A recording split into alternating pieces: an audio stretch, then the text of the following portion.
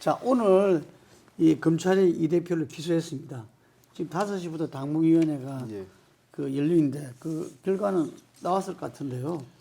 아마 정치 탄압이다. 네. 이렇게 나올 것 같은데 어떻습니까? 이 기소됐을 때 이후의 어떤 당의 대응 어떻게 지금 전개되리라고 보십니까?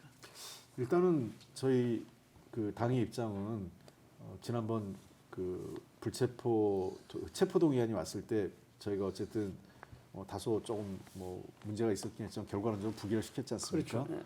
그럼 이 자체가 두 가지 성향, 그러니까 있죠. 원칙적으로 이것은 부당한 검찰의 정책 탄압의 성격이 강하다라는 거에 대한 동의, 그 당내 그 컨센서스 합의가 있는 거고요. 두 번째는 불구속 상태로 재판을 받는 것이 그 헌법적 권리이다, 법률적 권리다 이렇게 보고 있는 겁니다. 현행범도 아니고 재범 우려도 없고 도주 우려도 없는 야당 대표를 구속하는 건 아니다 이렇게 봤기 때문에요. 그런 연속선상에서 당무위원회에서 회의했지만 대표가 그 불구속 상태 재판을 받는 거기 때문에 정상적으로 당무를 할 수 있도록 아마 그렇게 결과가 나오지 않을까 생각을 합니다. 그런데 지금 각종 우리 전국 현안 어려운 상황에 대해서 이 야당 대표, 거대 야당 대표로서의 메시지가 네.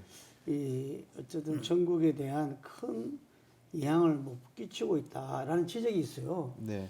이런 부분에 대해서 홍 의원께서 민주당이 사부로 있었게 안주하고 있다. 네. 좀 정신 차려야 된다. 이런 말은 예. 이런 의도지 않나 싶은데요. 네.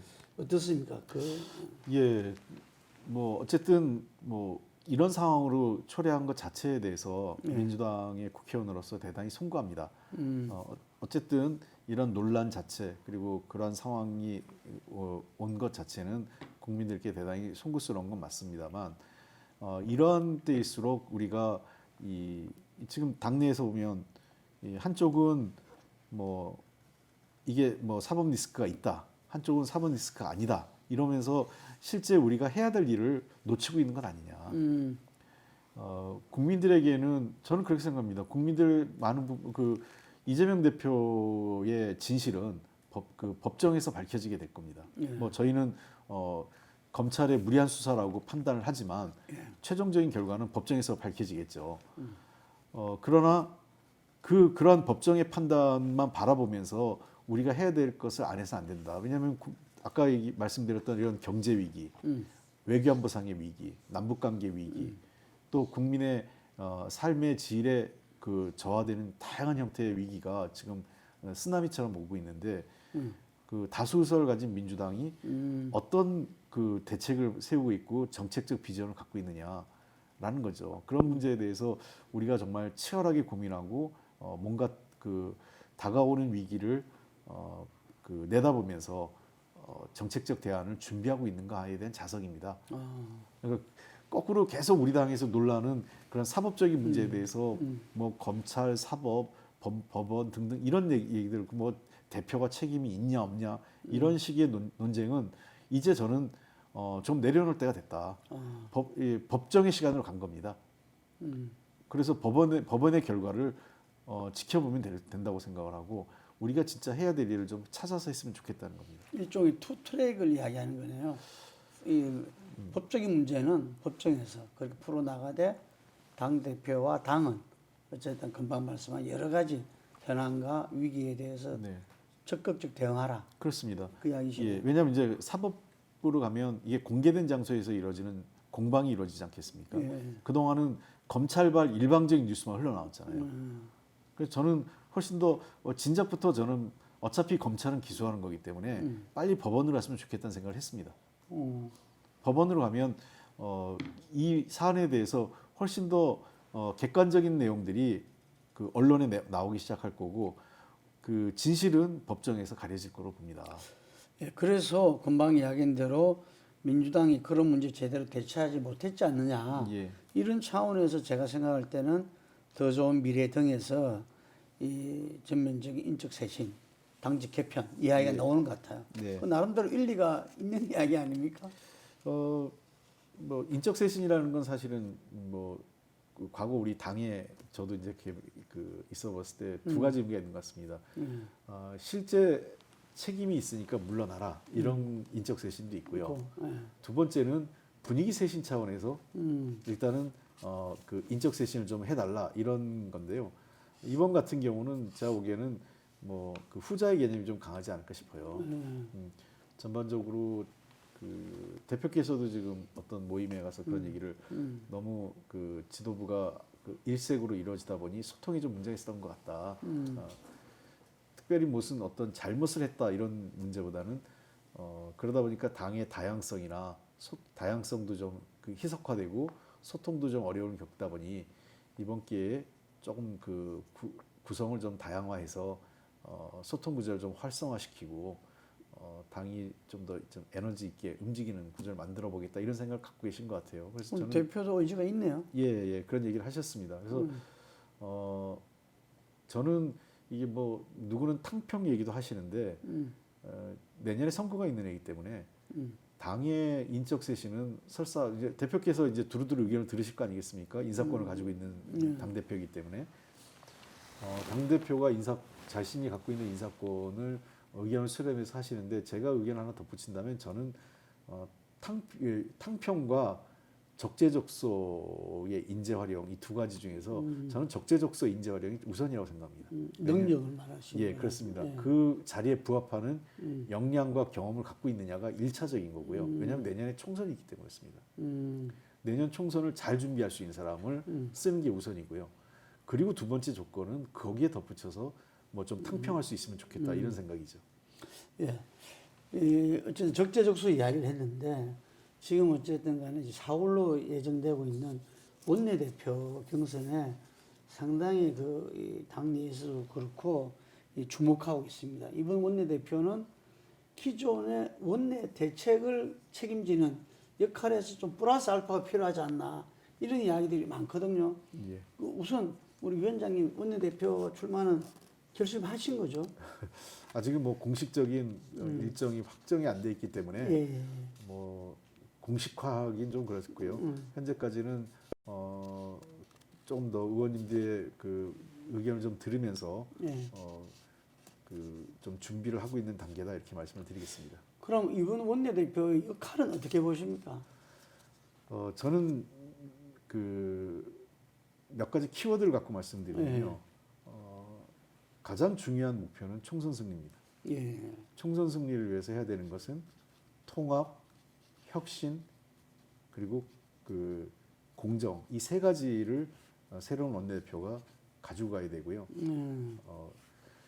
그러니까 우선 뭐 내년에 총선에 우리가 승리해야 될 이유는 제가 가장 좋아하는 김근태 의장님이 돌아가시기 직전에 2012년 점령하라는 말씀을 많이 하셨는데, 그렇죠. 예, 그거는 그 이명박 정부의 독주와 그 어떤 그 이명박 정부 출범 이후에 경제 민주화 또는 우리 사회 평화 안보, 평화 통일과 관련된 모든 기본 토대가 허물어지면서 내년도 총선을 승리하고 그래야만 내년도 2012년도 대선도 승리할 수 있다 해서 2012년 점령하라고 하셨는데 마지막 유지가 되셨죠. 예.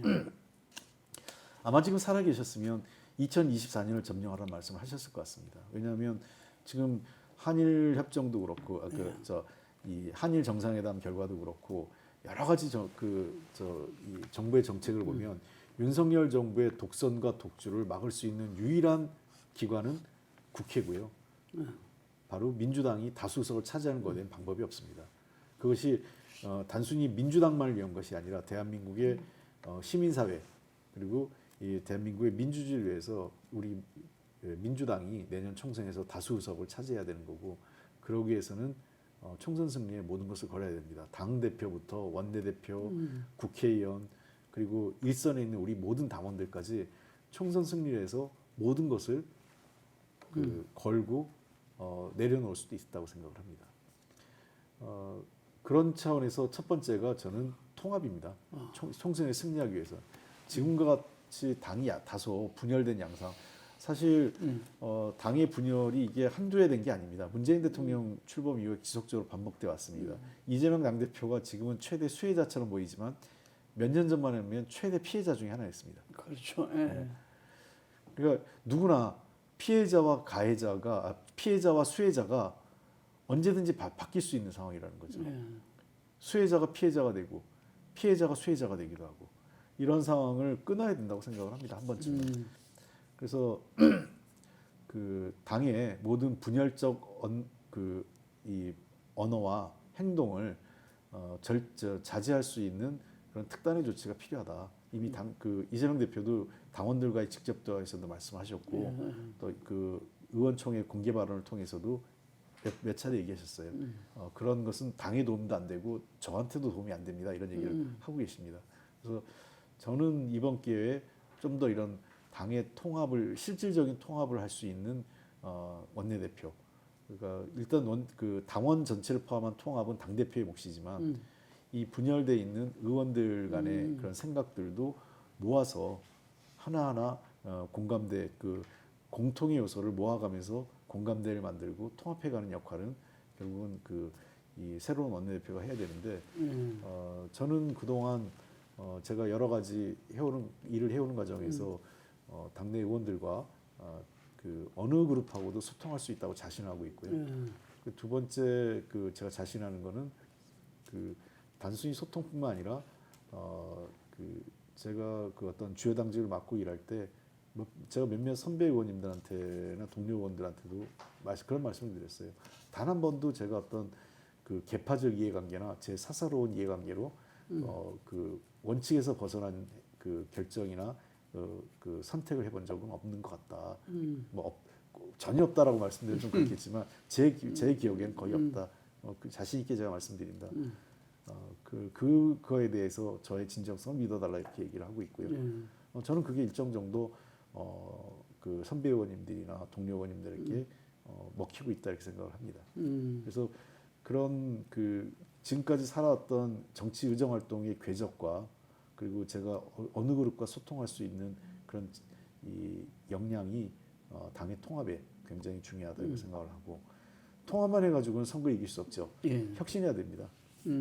혁신은 자기로부터 혁신해야 되죠. 자기 기득권부터 내려놓고 자기가 먼저 혁신의 대상이 되면서 시작됩니다. 뭐 이렇게 얘기하기는 좀 그렇지만 저 역시 이미 제 지역구를 버리고 험지로 서초구로 갔었고요. 서초구라는 지역은 우리 당이 진짜 제대로 혁신하고 국민들로부터 엄청난 지지를 받아도 이길 수 있을지 모르는 지역입니다. 한 번도 안 됐죠. 소선거구제도에서 소위 김대중 계열의 정당이 이겨본 적이 없는 데입니다. 그러니까 예. 어떤 선거든 간에. 그래서 제 입장에서는 정말 저야말로 혁신이 간절한 사람입니다. 저를 위해서라도. 그리고 제가 저의 기득권을 버리고 떠난 마당에 어느 것 하나 눈치 볼 것도 없고 어떤 변화나 혁신에 주저할 이유도 없습니다. 그래서 당의 혁신을 통해서 국민들로부터 신뢰받는 것이 저는 매우 중요하다. 국민들을 위한 길로 직진한다 이 말씀이죠. 그렇습니다. 국민에게보다 신뢰받고 유능한 정당으로 보이려면 신뢰와 유능의 혁신의 중요한 키워드는 신뢰 자기부터 혁신하는 거하고요. 자기로부터 자신의 것을 먼저 내려놓고 시작하는 거고 두 번째는 국민으로부터 신뢰와 유능함을 인정받는 것 이것이라고 생각합니다. 예. 세 번째가 공감. 예. 세 번째 뭐라고요? 공감이라 하지 않습니까? 통합, 혁신. 예. 예. 그래서 이 마지막에 이제 우리가 해야 될 것은 이런 것을 바탕으로 해서 공감, 응?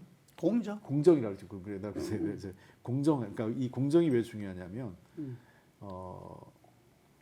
선거가 있는 해지 않습니까? 그러니까 원내대표가 사실 선거 관리를 직접 하지는 않습니다. 공천 관리를 주로 이제 당 대표와 사무처 또 우리 공식 공관위가 공천관리위원회가 구성이 되는데 최소한 공천 과정에서 공정함을 잃지 않아야 된다고 생각합니다. 여기에 사사로움이 작용하거나 또는 자기의 개인적인 어떤 이 원칙에서 벗어나는 행동을 하면 반드시 그거는 패배한다. 실제로 우리 당이 잘해서 2016년과 2012년에 잘해서 선거에서 승리하고 일당이 된 것도 있지만 거슬러 보면 2016년에 공정성에 벗어난 국민의힘 지금 여당이죠. 두 차례 공천 파동이 있었습니다. 2016년은 잘 아시는 것처럼 김무성 당시 대표의 소위 그 도장 들고 나르샤라 그랬잖아요. 친박 그의 무리한 그 공천으로 인해서 당 대표였던 김무성 대표도 그것을 그 못 버텨서 그런 그 해프닝을 벌였던 거고요. 지난 2020년에도 무리하게 자기 사람 그 심기를 하면서 결국은 이 공천에서 어떤 일이 벌어지냐면 수도권에서 그 기존의 그 의원들을 잘랐는데 그 채워진 사람을 보니 옛날에 있던 사람들이 더 좋더라. 이런 평가가 나왔었어요. 그러니까 결국은 대구 경북 지역, 그러니까 그 대구 경북 PK, 그러니까 영남권을 제외한 대부분의 지역에서 그 국민의힘이 몰락하는 결과를 맞이했죠. 그거는 우리가 잘한 면도 있지만 공천 결과가 공천의 내용이 별로 좋지 않았다는 거죠. 그러니까 우리 당이 공정하게 국민에게 신뢰받을 수 있는 후보를 내놔야만 내년도 총선에서 승리할 수 있다. 그래서 아까 얘기한 세 가지, 즉 큰 틀에서의 우리의 기본 목표는 총선 승리. 그를 위해서는 통합하고 혁신하고 공정한 선거 관리를 해야 된다 이렇게 생각합니다. 그러니까 그걸 해낼 수 있는 사람이 본인이다. 능력이 있다. 뭐 그런 원내대표가 필요하고 그런 부분에 제가 좀 더 역할을 해볼 수 있지 않을까 하는 고민을 하고 있습니다. 예. 예. 자, 선거제 개편에서 간단하게 좀 이야기를 해주시면은 어쨌든 간에 그 준연동형 위성정당이 출연할 수 있는 부분은 이 원칙적으로 개편돼야 안 되겠어요? 그렇습니다. 그 위성정당, 그러니까 지금 현재 연동형 비례제는 치명적인 결함을 갖고 있기 때문에 이 문제는 반드시 개선을 해야 됩니다. 예. 그리고 의원 정수 확대는 또 어렵지 않겠습니까? 현재로 봐서는 국민의 지지를 받기 어렵죠. 그래서 뭐 여야가 합의해서 국민의 지지를 구해도 쉽지 않은 상황인데 현재로서는 여야 합의도 쉽지 않은 상태인 것 같고요. 그래서 정수 문제는 뭐 정개특위에서 좀 더 논의를 하겠지만 쉽지 않을 것으로 생각을 합니다. 그러려면 위성정당을 없앨 수 있는 방법은 연동형 했을 때는 어렵잖아요. 의원 정수 확대도 안 되는데. 뭐 지금 약간 이제 인구가 줄고 뭐 이런 상황이 있어서 그럼 지역구를 좀 줄일 수 있는 방안도 있겠죠. 그것도 쉽지 않잖아요. 뭐 대폭 줄이긴 어려운데요. 예. 그러니까 지금 의석을 좀 그 지역구를 좀 줄이고 그 인구 상한선을 좀 조정을 해서요. 네. 두 번째는 방식은 그 권역별로 비례대표를 조금 더 선출하는 방식도 가능하리라고 생각을 합니다. 예를 들면 권역별 그리고 석패율제를 병행한다면 조금 그 이런 그 정당 문제, 그 위성 정당 문제를 좀 해소할 수 있는 가능성은 좀 만들어 볼 수 있지 않을까. 물론 이건 좀 더 연구가 필요합니다만 어쨌든 다양한 형태의 그 정치 개혁식, 선거제도 개혁을 저희가 모색해야 될 시점 아닌가 생각을 합니다. 총선 승리 통합의 리더십이 필요하다. 네. 이런 말씀을 하셨는데 지금 그 위원장께서 지난번에 그 체포동의안 부결 사태 이후에 수박 포스터에 사진이 오르고 그랬었어요. 네. 그게 좀 무게파다는 걸 오히려 반증하는 거 아닌가 이런 이야기도 있었거든요. 예. 아마 저는 그 자체 행위가 적절치 않다고 생각합니다. 예. 왜냐하면 누가 물론 결과론적으로 저는 그 당시에 당 대표에 대한 그 체포동의안에 그렇게 표결 결과가 나온 것은 저로서 매우 깜짝 놀랐고요. 바람직하지 않은 결과다 생각을 합니다. 그 검찰 수사가 진행되는데 당 대표를 내놓는 건 사실 말이 안 되는 거라고 생각을 하기 때문에 그러나 그럼에도 불구하고 이 고대 아테네부터 지금 근대 민주주의까지 오는 과정에서 왜 인사 투표에 대해서는 무기명 비밀 투표를 유지하고 있는지에 대해서 우리가 한번 민주주의 역사를 되돌아봐야 됩니다. 고대 아테네에서도 우리 옛날 세계사 시간에 배웠지만 도편 추방제라는 게 있었잖아요. 예. 그래서 그때부터도 이미 인사 투표에 관련돼서는 비밀 무기명 투표를 해온 것이 원칙입니다. 그래서 그거를 누가 뭘 했느냐를 밝히라고 하는 것은 민주주의 원칙에서 맞지 않다. 저는 이렇게 생각을 하고 아마 또 그 수박 얘기가 나오고 하는 거는 제가 지난 대선 경선 과정에서 이낙연 대표를 지지했다는 것 때문에 그냥 그 뭐 당연직으로 수박직을 주는 것 같은데 뭐 저는 뭐 그거야 당원들이 그렇게 하는 거는 뭐 그분들의 권리니까 어쩔 수 없겠지만 저는 그러한 방식이 우리 당에 도움이 될까? 앞으로 통합이나 그런 거에 한번 고민을 해야 되고 아까 저 이재명 대표께서도 이런 말 쓰지 말자. 나도 한때 그 뭐 무슨 무슨 뭐 해가지고 그 더 다른 표현으로 이재명 대표 쪽도 규정받았지 않습니까 한때. 피해자. 예. 예. 예, 그렇기 때문에 본인이 제일 그런 상황에 대해서 알고 있다. 그래서 이런 식의 것을 주고받는 건 적절치 않고 우리가 좀 달리 해보자 이런 말씀을 하셨고요.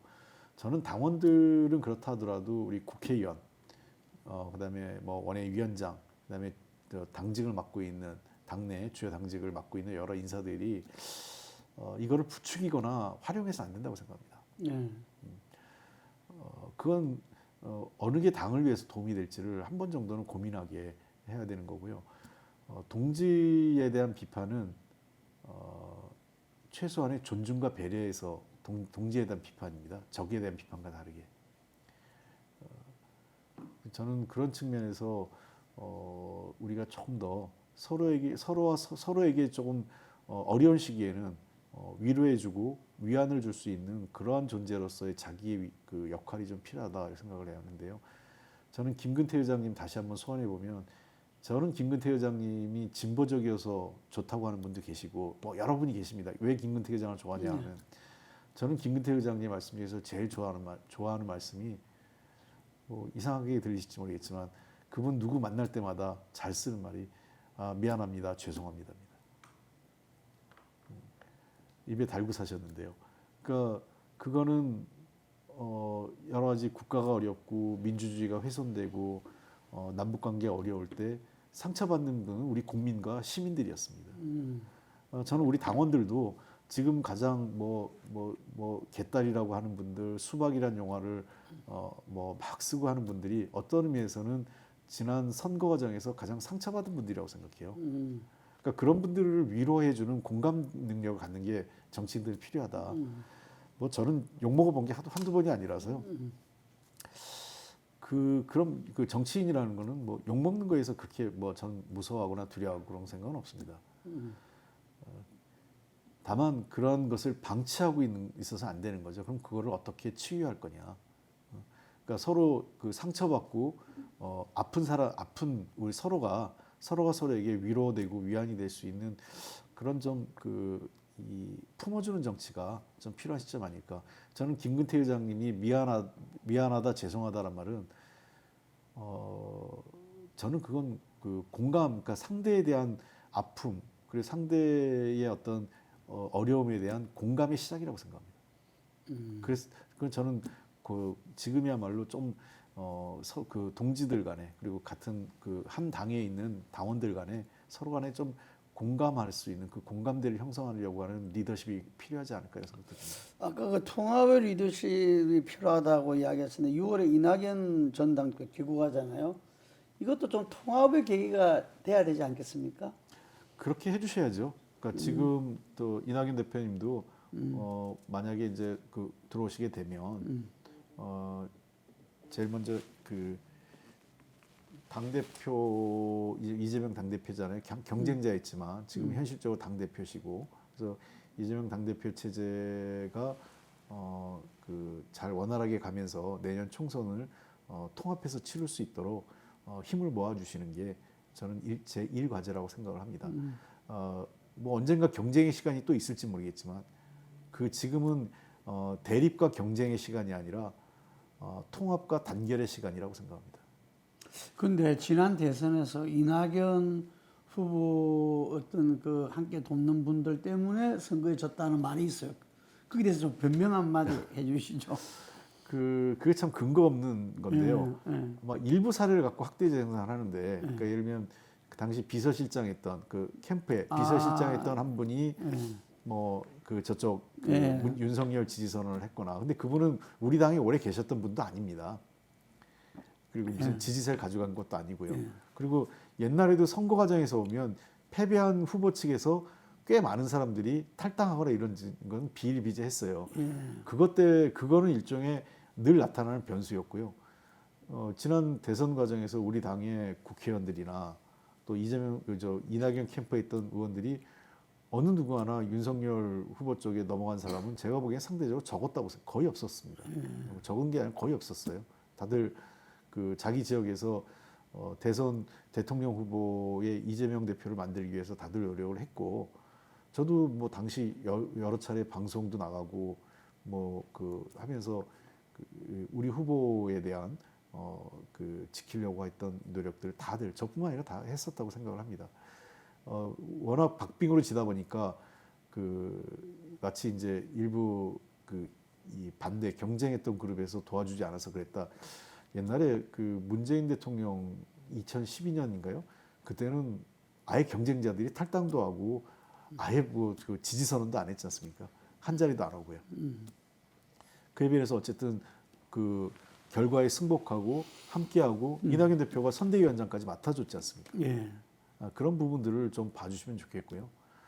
또 하나는 대장동 건에 대해서 뭐 이낙연 대표 측에서 먼저 했다 얘기하는데 선거 과정에서 저 이낙연 캠프에서 공격을 한 건 맞지만 먼저 한 거는 아니라고 봐요. 이미 그거는 공공의 난 그 성남시를 둘러싼 이미 다 어느 정도 인지하고 있었던 사실이고 이 보수 언론이나 또는 당시 상대적 국민의힘이 이 문제는 정쟁화하는 것은 시간 문제였지 않을까 생각을 합니다. 마지막 질문입니다. 아까 총선 승리가 지금 무엇보다도 중요한 게 당이라든지 당 원내대표 뭐 본인도 그러는데 수도권의 승리를 이뤄야 되잖아요. 그 저는 계속 이전부터 숙제가 되어 왔지만 유능한 진보로서 국민들한테 자리 잡아야 예. 이번 총선이 가능하지 않을까 싶은데 지금 현재는 아까도 지적을 했잖아요. 민주당이 사후리스크 안주하고 있다 이러는데 거기에 대해서 뭔가 이 해법을 내놓고 그게 전략하고 이런 모습을 보여주지 않으면 안 되는데 그 해법은 본인은 뭐라고 보십니까? 역시 그거는 대표도 얘기했지만 당의 다양성에서부터 해법을 찾아야 된다고 생각합니다. 다양성요. 예. 우리 당의 장점은 뭐 실제로 진짜 저는 그렇게 얘기할게요. 우리 당의 일부 어떤 의원님은 국민의힘에 가셔도 되는 분도 계셔요. 예. 그리고 어떤 의원님은 이 진보 정당에 가셔도 되는 분도 계시고요. 저는 이게 장점이 될 수 있고 단점이 될 수 있습니다. 그러니까 단점으로 작용할 때는 당이 되게 혼란스러워 보이고 뭐 입장도 복잡해요. 그러나 장점이 될 때는 나는 약간 중도적이고 보수적인 의원 때문에 민주당을 지지할 거야. 나는 저 의원이 굉장히 진보적이고 개혁적이라서 저 의원을 민주당을 지지할 거야. 이렇게 되는 거거든요. 그러니까 지금은 우리 당의 다양성의 에너지를 어떻게 확대할 거냐. 그 지지 스펙트럼을 넓히는 거죠. 그리고 두 번째는 다양성이라는 거 뭐냐면 지금은 물론 뭐 검찰 수사가 진행되다 보니까 다들 거기에 매진했던 건데 우리가 다뤄야 될 의제는 굉장히 많습니다. 우리가 소위 얘기해서 축구를 할 때 공보고 쫓아가는 거냐 아니면 대호를 유지하느냐는 건데요. 우리가 이 동네 축구하지 말자는 얘기가 있지 않습니까? 예.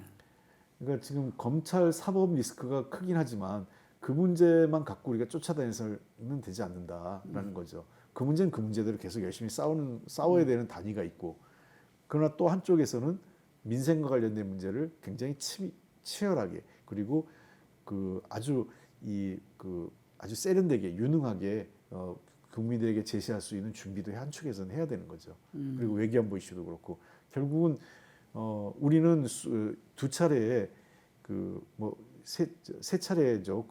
연속된 선거까지 연속된 집권까지 가능하면 세 분의 대통령을 배출한 국정 경험이 풍부한 정당입니다.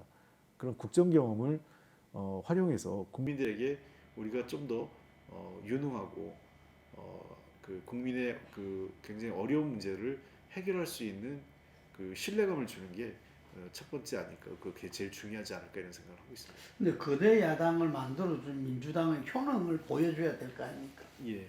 네? 그걸 지금 앞으로 남은 기간에 보여주셔야 될 것 같은데. 지금 저는 이제 앞으로 인사청문회도 좀 있을 거고 예. 결국 의원들은 국회에서 의정활동을 통해서 보여줘야 된다고 생각합니다. 예. 중요한 입법 그리고 특히 10월달에 예정돼 있는 국정감사가 있는데요. 예. 윤석열 정부 들어 사실상 첫 번째 국정감사. 그렇겠죠. 예. 지난해는 사실상은 뭐 문재인 정부 국정감사시피 됐고요. 이제 1년 6개월쯤 되지 않습니까? 10월이면 1년 6개월쯤 되는 윤석열 정부의 첫 번째 국정감사이기 때문에 국정감사에서 얼마큼 우리가 치열하게 그리고 핵심을 찝어내느냐에 따라서 저는 그때 나온 내용들이 결국은 총선에 가서 윤석열 정부에 대한 심판거리가 될 거라고 생각합니다. 아, 국정감사 중요한 예. 분기점이 되겠네요. 네. 예. 오늘 감사드리고요. 지금 민주당 지지율이 좀 오르고 있습니다. 예. 오히려. 예. 그래서 저는 윤석열 리스크가 이재명 리스크를 앞다고 있다 이렇게 이야기를 하는데 마지막으로 우리 카메라 보시고 좀 국민들한테 네. 민주당 화이팅 이렇게 응원 부탁한다는 한 말씀 부탁드리겠습니다. 네, 국민들께서 정치를 걱정하는 게 아니라 정치권이 국민들에게 뭔가 편안함과 안심시켜드릴 수 있는 그러한 정치를 하는데 민주당이 앞장서겠습니다. 신뢰받는 정치, 통합의 정치, 그리고 책임지는 정치로 민주당이 내년도 총선에서 국민과 함께 민주주의를 지키고 미래 사회로 나갈 수 있는 그 근간을 교두보를 확보하도록 하겠습니다. 우리 더불어민주당과 함께해 주시기 바랍니다. 고맙습니다.